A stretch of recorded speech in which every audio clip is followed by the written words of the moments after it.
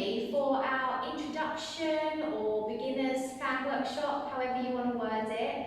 I hope you've managed to find some moves that you've really mastered and that become your favourite. And there may be some moves that, like most people, just kind of, giving you more of a challenge than you'd hoped for, and it's things you need to just keep practicing and working on. So once you've mastered those moves as individual moves, do head to our library. We have some fan routines that you can have a play around with and pull all those moves together to create some pretty routines.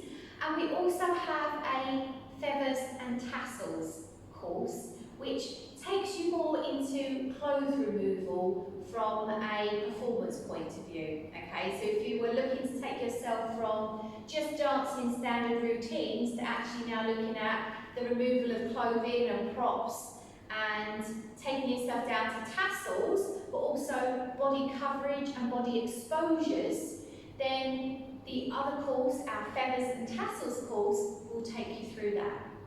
So I hope you've had fun. I know I've had fun teaching you, and I hope to see you for another workshop soon.